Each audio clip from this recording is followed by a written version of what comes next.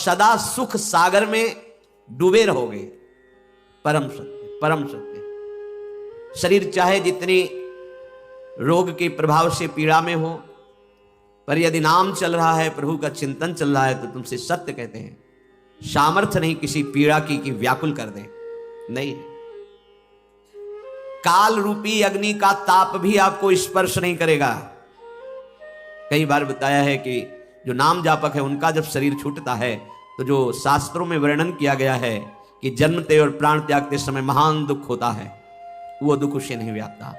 जैसे महान गजराज के गले से फूलों की माला, मोगरा की माला टूट के गिर जाए, पता भी नहीं चलेगा, ऐसे शरीर छूटता है भक्तों को, उनको कोई पीड़ा नहीं होती। मारी न सके, जिसकी जिह्वा पे निरंतर नाम चल रहा है, कोई उसे मार नहीं सकता। काल भी, हाँ, शरीर का परिवर्तन हो जाएगा, वो भगवत स्वरूप में स्थित होकर अपने आराध्य देव के समीप पहुंच जाएगा, पर उसको ऐसा जैसे स्वप्न में जैसे देखा, सो गया और मैं अमुक जगह पहुंच गया, ऐसा कोई पीड़ा नहीं, कोई यमदूत नजदीक नहीं आएंगे, कोई कष्ट नहीं, सहज में ऐसे ही बस इस शरीर का विस्मरण और भगवत देह की प्राप्ति और धाम प्रवेश, कोई कष्ट नहीं। मारी न सके, नाम जापक को कोई मार नहीं सकता, न मृत्यु न काल, बस शरीर का परिवर्तन होना है। क्योंकि एक जिसकी जिह्वा में नाम चल रहा है तो यमराज अपना खाता ही हटा देते हैं, उसका नाम नहीं चढ़ाते खाता में। वो यमराज के खाते वाला नहीं है मानो, जिसकी जिह्वा पे नाम चल रहा है।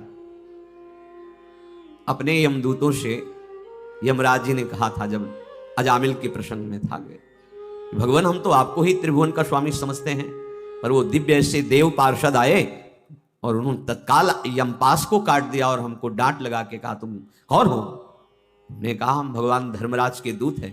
तो धर्म का ज्ञान है तुम्हें?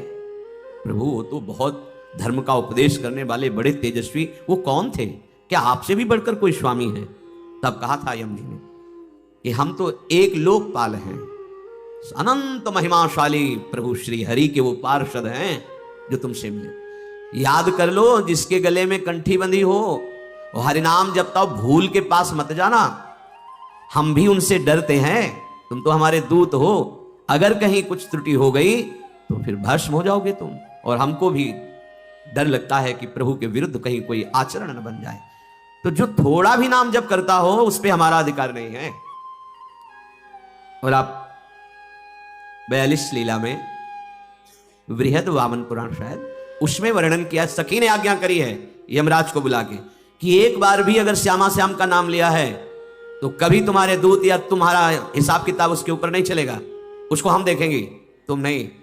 जैसे हरि के पार्षद अपने स्वामी को कितना प्यार करते हैं कि बालक के बहाने बुला दिया नारायण, तो पार्षद आ गए, मेरे स्वामी का नाम नारायण, तू कैसे ले जा सकता, काट दिया यमपास। ऐसे ही हमारे प्यारी जू की सखियां इतनी समर्थ हैं कि वो ब्रह्मा, हरि जो भगवान विष्णु या पूर्ण संपूर्ण हरि का स्वरूप जो लालजू महाराज हैं, भगवान शिव, इनको भी आदेश देने में समर्थ है और ये हाथ जोड़कर आदेश पालन करते हैं। गर्ग संहिता में पढ़ के देख लीजिए, गर्ग संहिता में गर्ग जी महाराज के वर्तमान की स्थिति जो देखी वही उन्होंने लिखा है।